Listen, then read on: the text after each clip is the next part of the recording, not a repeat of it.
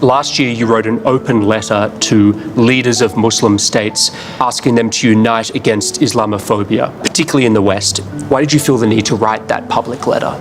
The problem is there's this big communication gap between the Islamic world and the Western societies.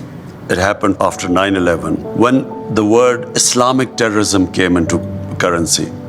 The moment you say Islamic terrorism, the man in the street in the West thinks that there's something in Islam which leads to terrorism, or Islam causes radicalism.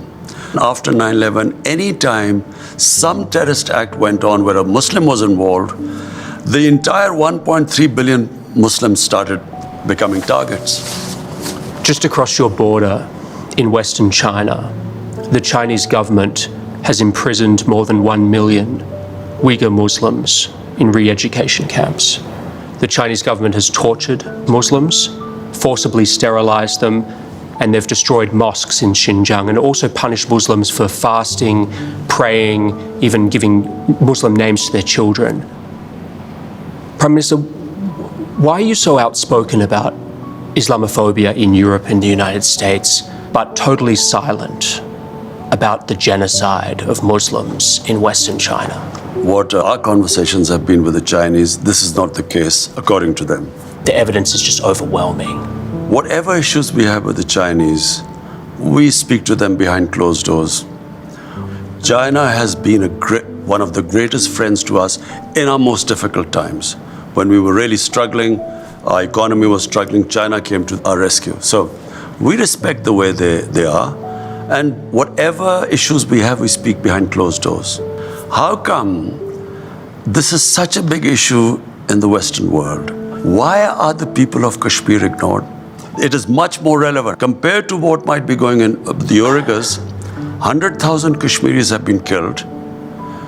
There are 800,000 Indian troops which have literally, it's an open prison in Kashmir. 9 million Kashmiris are put there. Why is that not an issue? So I think it's hypocrisy.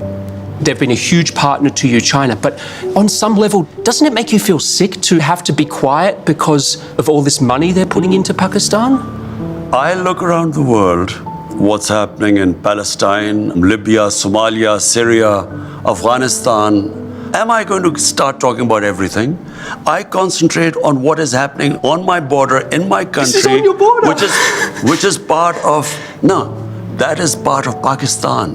100,000 Kashmiris are dying. That concerns me more because half of Kashmir is in Pakistan. This is a grotesquely large human rights atrocity. First of all, I'm not sure about that because our conversations with the Chinese, this is not the picture that comes from that side. So just to put a fine point on this, you are not in any way concerned about the Muslim Uyghurs in Xinjiang? Our discussions with Chinese will always be behind closed doors.